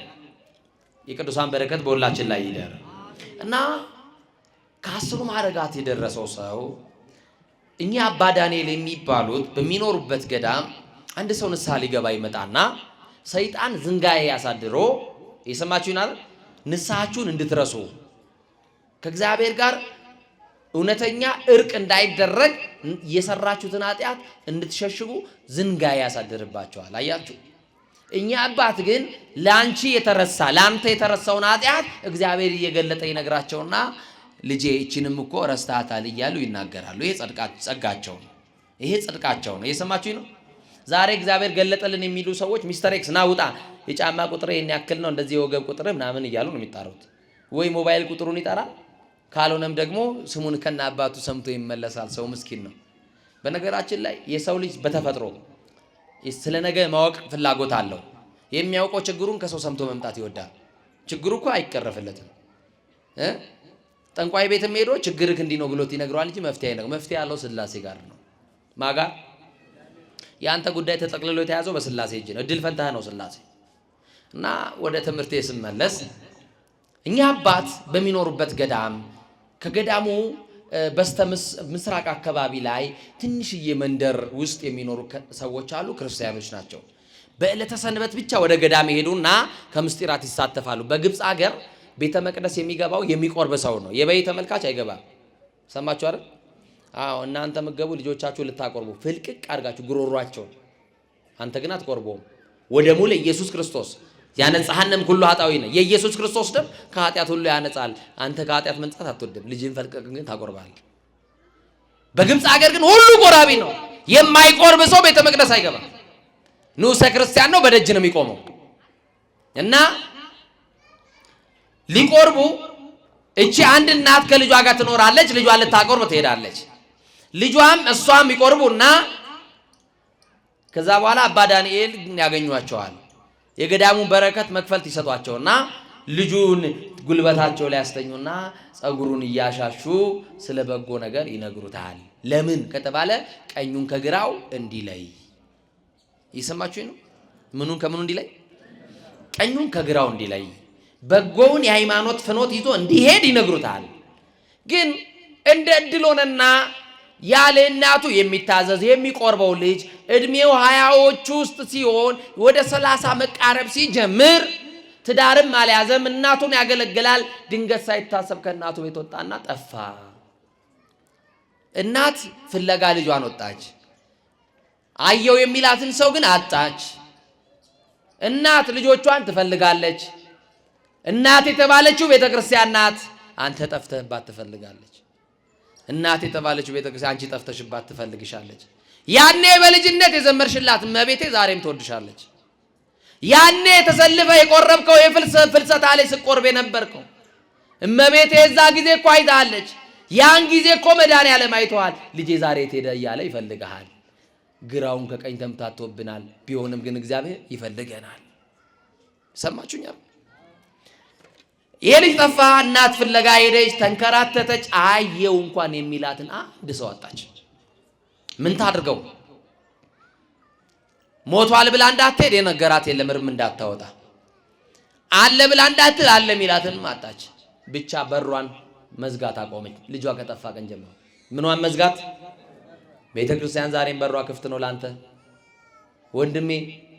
ጨክነ መውጣት ያቃተህ ነገርማ እንዳለ አውቃለሁ። አዎ፣ ግን አይዞህ ጨክነ ውጣ። ከአምላክ ፍቅር አይበልጥም። መውጣት ያቃተህ የተያዝክበት ነገርማ አለ እኮ፣ አልፈርድብህም። ግን ከመብራን ፍቅር አይበልጥም። ከምትወድህ ከምትሳሳልህ ከእናትህ ፍቅር አይበልጥም። ከሚወድህ ከሰማይ ሀገር ወርዶ የፈለገህ ባገኘህ ጊዜ በትከሻው የተሸከመ ከአማኑኤል ፍቅር አይበልጥም። ከሞተልህ፣ ከቆሰለልህ፣ ከደማልህ፣ ከተገረፈልህ ከአማኑኤል ፍቅር አይበልጥም። እና በሯን ገርበብ ብታረግና ትተኛለች። ለምን ካሉ ድንገት እኔ እንቅልፍ ጥሎኝ ልጄ መጥቶ ቢያንኳኳ ደጅ እንዳይቆምብኝ ብላ እናት በሰቆቃ በሯን ከፍታ ማድረግ ጀመረች። ወንድሞቼ አትቀየሙኝ። እናቶቻችሁን እማዬ እመጣለሁ ኳስ ልይ ብላችሁ ትወጣላችሁ አይደለ? ኳሱ 4 ሰዓት ያልቅና 1 2 3 ነው። 1 2 3 ነው። ስንት ነው የሚባለው? አንድ 2 3 አይደለም፣ 1 2 ነው የሚባለው ነው። 2 4 ነው የሚባለው። 1 2 ለማለት ከጓደኞች ጋር በዛ ትቀርና እናት ትሳቀቃለች፣ ትፈልጋለች። ከዛ የሆነ ጩኸት ስትሰማ ልጄን ገደሉብኝ ብላ የለበሰችውን አታውቅ፣ ጫማ መጫማቷን አታውቅ፣ ዘላ ትወጣለች። ያንተ ነገር እንዲህ ያሳስባታል እናትህ። አንተ ለእናትህ ግድ የለህም፣ እጭ ትላታለህ፣ አላቀልሽም ትላታለህ፣ የራስሽ ጉዳይ ትላታለህ፣ ታመናጭቃታለህ። እናት ነች እኮ በሰቆቃ እንቅልፍ ሳይዞርባት አንተን እየጠበቀች ታድራለች። ልክ ቤተ ክርስቲያንም እንደዛው ነው። አንተ እናትህ ናት፣ እንዲሁ ትጠብቅሃለች። አንተን ጠፍተህ እንዳትቀር፣ ኃጢአት በልቶ እንዳትቀር፣ በዝሙት ተውጠሽ እንዳትቀሪ መድኃኒዓለም ልጄ ነይ ይኸው ዛሬ ነው እድል ያለው በቃ ኑ ይለናል መድኃኒዓለም። አበዛውባችሁ መሰለኝ፣ ይቅርታ አድርጉልኝ። በጣም ረጅም መንገድ ነው ተጉዤ የመጣሁት ከሞያሌ መስመር። እግዚአብሔር አበርትቶኝ ነው የቆምኩት። እግዚአብሔር ያበርታችሁ እናንተ ነው። እና አጭር ነገር ልንገራችሁ እና 3 ቀን ቀጠለ፣ ሳምንት ቀጠለ፣ 15 ቀን ቀጠለ፣ 1 ወር ልጇ ሊመጣ አልቻለም። እናት ማልቀሷን ቀጠለች። ለ40 ቀን ለልጇ ታለቅሳለች ቁጭ ብላ። ይሙት ይኑር ለማታውቀው ልጇ፣ የት እንደደረሰ ለማታውቀው ልጇ። ለካስ ልጇ ያ ደግ ልጇ ያ ስጋ ወደሙን ሄዶ ገዳ የሚቀበለው በአባቶች ተባርኮ የሚመጣው ልጇ ሸፍቶ ጫካ ገብቶ ነበር። ገበያ መሄዱ ሴቶችን በመንገድ ያስቆምና አይዘርፋቸውም፣ ያስነውራቸዋል። ካስነወራቸው በኋላ ደግሞ ይገድላቸዋል። አስነውሮም አይተዋቸው። ሀገር ሁሉ በዛ አካባቢ ያለ ሰው እንዲህ ያለ ሽፍታ እዚህ ጫካ ውስጥ አለና በዛ አትሂዱ ይገላቸዋል እየተባለ ሰው ሁሉ በዛ ማለፍ ትቷል። የደጓ ልጅ ክፉ ሆኖ የማማ ልጅ ዛሬም ጨካኝ ሆኗል። የእናትህ ልጅ የእናቴ ልጅ ዛሬም ጨካኝ ሆኗል። የማይራራ ጨካኝ ሰው እንደ በሬ መሸጥ ተጀምሯል። በየመንገድ እያገቱ 1 ሚሊዮን 2 ሚሊዮን የሚገምቱ ጨካኞች፣ ገበሬውን ሲያሳቅቁ የሚኖሩ ጨካኞች ተፈጥሮባታል። እናት አንድ ቀን ወሬ ነጋሪ መጣና ቤቷ የምስራች እማዬ ልጅሽ ተገኘ አሏት። ለእናትማ ከልጇ መገኘት በላይ ምን ደስታ አላት? ልጅሽ መጣልሽ ሲሏትማ የእናት ደስታ ነው። እንዲህ ብላለች፣ ልጄ በሕይወት አለ አለች። ልጄ በሕይወት አለ አለ። አካሉ አልጎደለም፣ 2 ዓይን አለው አሉ አለው። እውነት 2 እጅ አለው? 2 እጅ አለው። አዎ። እውነት 2 እግር አለው? አዎ 2 እግር አለው። ምን አካሉ ይጎርላል? የሰው አካል ያጎርላል እንጂ የሱማ ዓይን አልጠፋም፣ የሰው ዓይን ያጠፋል። የሱማ እግር አልተቆረጠም፣ የሰው እግር ይቆርጣል እንጂ የሱማ እጅ አልተቆረጠም፣ የሰው እጅ ይቆርጣል እንጂ ልጅሽማ አለ። አሁን የነገርኩሽ አካሎቱ አለ፣ ግን አንድ ነገር የለውም ልጅሽ አሏት። ደነገጠች። ምንድነው የሌለው? የኔ ልጅ ልብ የለውም፣ ልቡ ተወስዷል አለች። ማን ወሰደብህ ልብህን? ያኔ መዝሙር እየሰማ የምታለቅስበት ልብ፣ ወንጌል ስትሰማ የምትነፈርቅበት፣ ነገረ ክርስቶስን እያሰብክ የምታለቅስበት፣ የእመቤቴን ስደት አስበ የቅዱሳንን ሕይወት እያሰብክ የምታለቅስበት፣ ኃጢአትን እያሰብክ የምታነባበትን ልብህን ማን ሰረቀ? ንጹሕ የነበረ እኮ ልብ ነበረሽ። የሚወድ ልብ፣ የሚያፈቅር ልብ፣ ይቅር የሚል ልብ፣ የሚተው ልብ፣ ከቂም የነጸዳ ልብ ነበረን። አሁን ግን በዛ ቦታ ሌላው ተተካበት። ልባችን ተወሰደብን። ኢትዮጵያውያን እረ ልባችንን ይመልስልን። እና እናት ምን አለች? ልጄ መኖሩን የምፈልገው ግድ የለም እኔ እናቱን ይሰማልና ፍለጋ ሄዳለሁ አለች። ተይ ልጅሽ ጨካኝ ነው ይገልሻል አሏት። ምንም ቢሆን እኮ ደረቅ ጡቴን አጥብቼ ያሳድጌ ያለ እናት ያሳደግኩ የደከምኩበት ልጄ ነው፣ አይገለኝም፣ ሄዳለሁ አለች።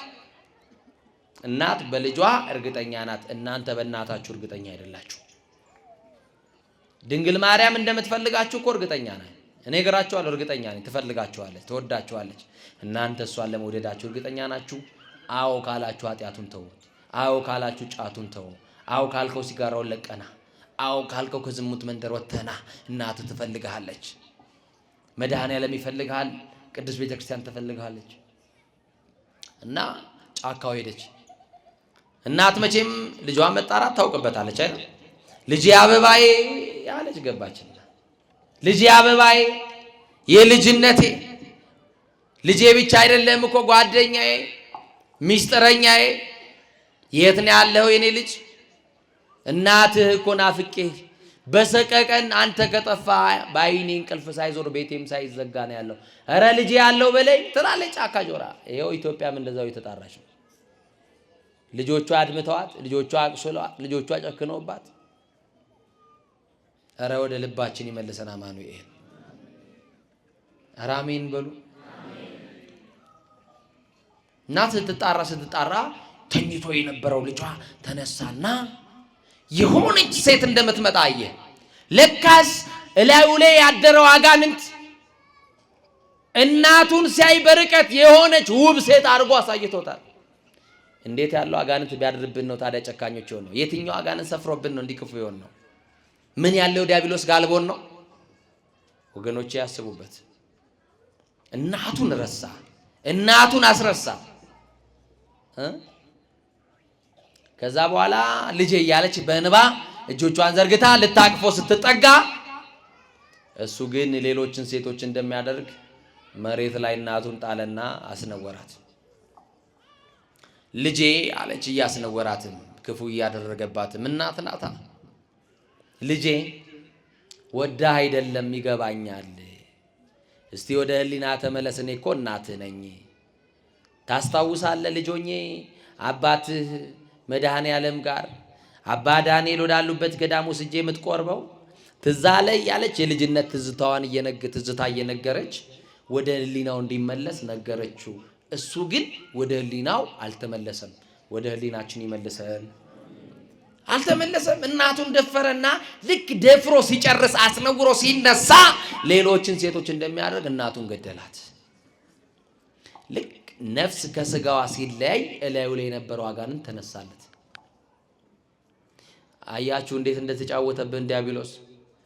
የምንፈልገውን አይደለም የሚፈልገውን ካደረገ በኋላ ሲተወን መልሶ ሲከሰን፣ አንተ ማትረባ፣ አንተ ከእግዚአብሔርን የበደልክ እናትን ያሳዘንክ እያለ ሲወቅሰን፣ ማር ነው ብሎ የሰጠን ከቀመስነው በኋላ እሬት መሆኑ ሲገባን ሲያስለቅሰን፣ በህሊናችን ሲወቅሰን አያሳዝንም? እናቴ ያሳዝናል። እናትየው ሞተች። ሲያይ አጋንንቱ ሲነሳለት የሞተችው እናቱ ናት። እናቴን በላው በእጄ፣ እናቴን አጣዋት፣ ገዳዩዋ ሆንኩኝ፣ በሰቆቃ ፍለጋ የመጣችው እናቴን አለ። በናፍቆት የመጣች እናቴን ገደልኳት አለ። ተነሳ፣ ራሱን ፈጠፈጠ፣ ወደቀ፣ ተነሳ። ምን አለ? እናትየው ግን በዛው በለቅሶ የሚነሱ ቢሆን ስንት ወዳጆቻችንን ባላጣናቸው፣ ያውም ደጎቹን አተናቸው። እንደ እግር እሳት እየተንገበገብን እንደው አልቅሰን ብንመልሳቸው ዛሬ ማታ እንደው አልቅሰን ባነሳናቸው ግን አይተመለስም። ከእጅ ሳትወጣብህ እናትህ ወርቅ ናት። ከእጅ እንዳታመልጥ እናትህ ዳይመንድ ናት። እናትህ በምድር ላይ ያለችዋ ትልቋ ገንዘብ ናት። በህይወት ካለች በሕይወት ካለ አባትህንም እንደዛው። አባትም ወርቅ ነው። ምን ያርግ ሞተች እኮ እናትየው። ትቻትም አልሄድም እንደ ሌሎቹ ጨክኜ ቢያንስ እንኳን እናቴን በራሴ እጅ ቀርድያለሁ ደግሞ በእጄ ልቅበራት አለና አፈር ጫር አድርጎ አፈር አለበሰ እናቱን። ማልቀሱን ቀጠለ። ፊቱን ነጨ፣ ደረቱን ደቃ፣ ራሱን ፈጠፈጠ። ይወድቃል፣ ይነሳል፣ ያለቅሳል። ሙሉ ቀን ሲያለቅስ ውሎ ሌሊቱን ሁሉ ድቅድቅ ጨለማ ነው። ብርሃን የለውም፣ ችቦ የለውም፣ ባትሪ የለውም። ዝም ብሎ በጨለማ ውስጥ ይሄዳል ይሄዳል ይሄዳል። የት እንደሚሄድ አያውቅም። ኃጢአተኛ የት እንደሚደርስ አያውቅም። ለካስ ኃጢአተኛውን እግዚአብሔር ወደ ንስሐ ይመራው ነበረ። እናንተ ወድቃችሁ አትቀሩም። እግዚአብሔር ዛሬ ወደ ንስሐ ሊመራችሁ የጠራችሁ። በየትኛውም ኃጢአት ውስጥ ልትኖሩ ትችላላችሁ። የትኛውም የኃጢአት ውስጥ ወንበር ላይ ተቀምጣችሁ ልትኖሩ ትችላላችሁ። ታስባላችሁ ይሄ ሰው ወደ ንስሐ እግዚአብሔር ይመራዋል ብላችሁ? እንደው ጭካኔውን ብቻ ነው አጉልተን ያየ ነው አይደል? የእግዚአብሔርን ምሕረትም ደግሞ በህሊናችሁ ሳሉ። ሄደ መሸ። ከዛ በኋላ ልክ ጨለማው ልክ ሲነጋ የቤተ ክርስቲያን ድምፅ ሰማ፣ የማህሌት ድምፅ ሰማ። ስቦ ወዱ ዘሳረረ ኩሉ ዓለመ በአቲ ቃል። ይህንን ቃል ሰማና ቆመ። ሕፃን ሆኜ እናቴ እጄን ይዛ ወደዚህ ገዳም ይዛኝ ትገባ ነበረ። አሁን ደግሞ እንዳልሄድ በእጄ የሰው ደም አለ። እጄ በደም ተጨማልቋል። ነውረኛ ነኝ፣ ኃጢአተኛ ነኝ። በእግዚአብሔር ፊት ለመቆም ሞገስ የለኝም። ያኔማ አባ እኮ ነግረውኝ ነበረ፣ ግራህን ከቀኝ ለይ ብለውኝ ነበረ። ሁሉ ተደበላልቆብኝ ከጽድቁም አልሆንኩኝም፣ ከምኑም ያልሆንኩ ሰው ነኝ። እንዴት ወደዚህ ገባለሁ ሲል እግዚአብሔር ምሕረቱ እየገፋፋው ወደዛ ገዳም ገባ። አባ ዳንኤል በርቀት አዩት። እኛ ከጸጋ የደረሱት አባት በርቀት አዩት። ይኸውና አቡነ ተክለ ሃይማኖት ይህንን ዘመን እኮ አይተውታል። ታውቃላችሁ? እኔና እናንተ ፍቅር የምናጣበትን ዘመን፣ የምንነካከስበትን፣ የምንባላበትን፣ የምንገዳደልበትን ዘመን አይተው ከዛ ዘመን አድርሰ እህል አታስበላኝ ውሃ አታስጠጣኝ ብለው ለምነዋል። አዩት አባ ዳንኤል። አሁንም መድኃኔዓለም ይሄን በምሕረቱ በቸርነቱ ይሄን በይቅርታው ይሄን እናቱን ገሎ የመጣ ሰው ብለው አለቀሱለት። ማንም የነገራቸው የለም። ጸጋው እግዚአብሔር እኮ ነው። አያችሁ፣ መንፈስ ቅዱስ ከሳቲ ነው። የተሰወረን ይገልጣል። ገለጠላቸው። ጠጋ አለና አባንም አልተሳለምም። እሳቸው ጋር በርቀት ቆመና ለቅሶ አልቆመም፣ ያለቅሳል። ከማልቀሱ ብዛት የተነሳ ድምፁ ሁሉ ተዘግቷል። አባ አላቸው። እግዚአብሔር ግን ይምረኛል አላቸው። እናንተ ለዚህ ሰው ግን መልስ እንድትሰጡ ትፈልጋለሁ። ዛሬ ትምህርቴን ጨረስኩ። ይኸው እግዚአብሔር ይምረኛል ወይ ያለ ጥያቄ ነው። እናንተ ለኔ ሳይሆን ለዚህ ሽፍታ መልሱለት። አዎን ይምርሃል በሉት። በደንብ አድርጋችሁ ከፍ አድርጋችሁ እስቲ እናንተ አዎ ይምርሃል በሉት። እናንተ በሉ አዎ። ቀጠለና ጥያቄ አባቴ እግዚአብሔር ግን ይቅር ይለኛል ወይ ያለ መልሱለት። መልሱለት። ሁላችንም እንመለስ። አዎ ወንድሜ አንተንም አዎ ይቅር ይልሃል። እህቴ አንቺንም እግዚአብሔር ይቅር ይልሻል። አዎ ወንድሜ እግዚአብሔር ይምርሃል። እህቴ አንቺንም እግዚአብሔር ይምርሻል። ግን እግዚአብሔር ቀኝና ግራችሁ ተደበላልቆባችኋል። ለሁለት ጌቶች ልትሆኑ ስለማይገባ ምርጫችሁን አስተካክሉ። ኢያሱ እንደመረጠው የምታመልኩትን ዛሬ ምረጡ፣ እኔና ቤቴ ግን እግዚአብሔርን እናመልከዋለን እንዳለ እሱም ብቻ በማምለክ እግዚአብሔር ያጽናችሁ። ከዛ በኋላ አዎ እግዚአብሔር ይምርሃል ሲሉ አይ አባቴ አለ የሰራሁትን ባያውቁ ነው እንጂ ቢያውቁማ ይምርሃል አይሉኝም አላቸው። ያውቃሉ አያውቁም? ያውቃሉ አያውቁም? የኛ አባቶች እያወቁ አላወቅንም ይላሉ። ዛሬ ሳይሰሙ ሰማን የሚሉት፣ ሳያዩ አየን የሚሉት ይሄው አሁን እግዚአብሔር በጆሮዬ ነገረኝ ይሏቸዋል። የኛ አባቶች ግን እግዚአብሔር ነግሯቸው ገልጦላቸው ምን አሉት? ልጁን ለንስሐ በቁት። ንስሐ ማለት ይሄ ነው፣ በአፉ መናገር ኃጢአት አይደል? ምን አሉት? አዎ አውቃለሁ ልጄ እናትህን ገላ አይደል የመጣ ቢሉት ይሄንን ሰው በአፉ ንስሐው እንዲናገር እድል አልሰጡትም አይደል? በራሱ አንደበት እንዲናገር ምን አሉት? ልጄ ምን ብትሰራ ነው ይሄንን ያልከኝ? እስቲ ግድ የለህም እግዚአብሔር እኮ ማሪ ነው ንገረኝ አሉትና አስቀመጡት።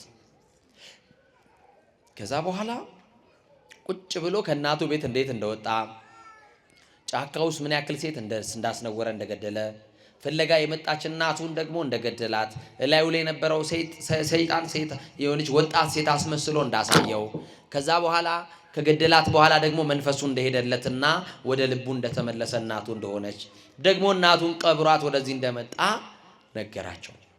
አለቀሱ። ይህን ሲሰሙ ምን አሉ? እና አቡነ ተክለ ሃይማኖት ቀድሞ አልቅሰውልናል። አሁንም ጻድቁ ያልቅሱልን። አለቀሱ።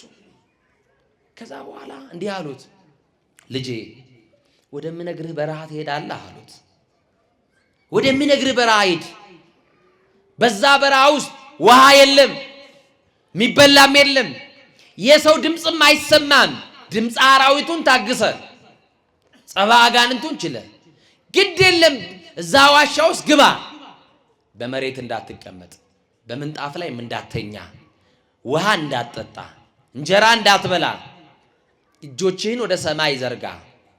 የታመነው ንጉሥ የናዝሬቱ ኢየሱስ የታመነው ተስፋ ይቅር ባይ የሆነው አማኑኤልን መድኃኔ ዓለምን እያሰብክ አቤቱ ክርስቶስ ማረኝ በለው አሉት። ሁላችሁም በሉ እስቲ ከኔ ጋር አቤቱ በሉ። ክርስቶስ ሆይ እኛ ኢትዮጵያውያንን ማረን፣ እኛ ኢትዮጵያውያንን ይቅር በለን፣ በድለንሃልና ራራልን፣ ከክፋታችን መልሰን። እግዚአብሔር ይመልሰን። ብትመለሱ እመለሳለሁ ያለው እግዚአብሔር ነው። እሱ ይመልሰን። ከዛ በኋላ እሺ ብሎ ከአባ ቡራኬ ተቀብሎ እያለቀሰ እያነባ ወደዛ ዋሻ መሄድ ሲጀምር መድኃኔ ዓለም ለአባ ዳንኤል ተገለጡላቸው። በዚህ ሌሊት አልገለጥ ያላችሁን ጨለማ መድኃኔ ዓለም ይግለጥላችሁ፣ መጋረጃውን ይክፈፍላችሁ። በኑሮ ውስጥ አላሳይ ያላችሁን ድንግዝግዝ ነገሩን ሁሉ ይግለጥላችሁ። በትዳራችሁ ውስጥ ያለውን ጨለማ ይግለጥላችሁ። በስራ ውስጥ ያለውን ጨለማ ይግለጥላችሁ። እና በቃ መድኃኔ ዓለም ተገለጠ። ማ ተገለጠ? እሱ ሲገለጥ በኑሮሽ ውስጥ ያለው ጨለማ ሁሉ አብሮ ይገለጣል። እሱ ተገለጠና እንዲህ አለ፣ ወዳጄ ዳንኤል ሰላም ላንተ ይሁን አለ። አማናዊ የሆነ የክርስቶስ ሰላም በኢትዮጵያውያን ላይ ይሁን። የማይነጠቅ የማይወሰድብን ሰላም የክርስቶስ ሰላም ነው። እና ወዳጄ ሰላም ላንተ ይሁን አለው መድኃኔ ዓለም። ዳንኤል አባ ዳንኤልም ተደፍተው የኔ ጌታ ያንተ ሰላም በእኔ ላይ ይሁን ብሎ ቃሉ መስማት ጀመረ። እንዲህ አለው፣ አንድ ኃጢአተኛ ሰው ወደ አንተ መጥቶ ነበር አይደል አለው እግዚአብሔር። አዎ መጥቶ ነበረ። እናቱን ያስነወረ፣ ብዙ ሴቶችን የገደለ፣ እጁ በደም የተታለለ መጥቶ ነበረ። አዎ መጥቶ ነበረ። እንዴት ይህን ያክል ወንጀል በደል ሰርቶ ለ3 ቀን ብቻ ንስሐ ሰጠኸው አሉት። ለስንት ቀን? አቤት እኔ ጋ ቢመጣ የሰውዬ ጉድ ነበር የምሰራው። እየሰማችሁኝ ነው? ስንት ዓመት እለዋለሁ እኔ እድሜ ልክ ነው የምለው። እየሰማችሁኝ ነው? ስትመጡ ምህረቱን አስባችሁ ነው። እሺ ሰማችሁኝ? ምኑን አስባችሁ? እና አዎ ለ3 ቀን ብየዋለሁ። እንዴት ለ3 ቀን ተሰጠዋለህ አለው መድኃኔዓለም። ጥያቄ እኮ ነው። አባ ዳንኤል በፍቅር እንዲህ ብሎ መለሰለት ለመድኃኔዓለም። ጌታዬ 3 ቀን ምግብ አትብላ፣ 3 ቀን ውሃ አትጠጣ፣ በጎን አትቀመጥ፣ በምንጣፍ ላይ አትተኛ፣ እጅን ዘርግተህ እያለቀስክ ለምን ብዬ ለ3 ቀን የላኩት እኔ ሆኜ ነው። ይሄንን ወንጀለኛ ይሄን ኃጢአተኛ ሰው እኮ አንተ ብታገኘው ኖሮ ይሄኔ ኃጢአቱን አምኖ በጉልበት ስር ወድቆ መድኃኔዓለም መሐሪ ነህ እባክህ ማረኝ ብሎ ሲያለቅስብህ ኃጢአትህ ተሰረየችልህ፣ በሰላም ወደ ቤት ግባ ትለው ነበር አለው። ዛሬም ኃጢአታችንን ፍቆልን በሰላም ወደ ቤታችን ያስገባን። ቤታችን ውስጥ ያለውን ጦርነት ታውቁታላችሁ። ትዳራችሁ ውስጥ ያለውን ጦርነት፣ ንግዳችሁ ውስጥ ያለውን ጦርነት፣ ቤት ውስጥ ያለውን አለመግባባት ታውቃላችሁ። መድኃኔዓለም ቀድሟችሁ ቤት ይግባ። ቋንቋም ያደበላልቅባችሁ መንፈስ ከምድር ላይ ይሰርዝላችሁ። ለኢፈለጡ ጸጋሞሙ እሜማኖሙ ግራቸውን ከቀኛቸው ያለዩ የተባለ ጽድቅና ኃጢአቱ የተደበላለቀባቸው ነው። ስለዚህ ወደ ጽድቁ መንገድ እንድንመጣ ግራና ቀኛችን እንድንለይ ቅዱስ ሥጋውን በልተን ክቡር ደሙን ጠጥተን ዘላለም በቤቱ ለመኖር ጌታ መንፈስ ቅዱስ ሁላችን ይርዳን።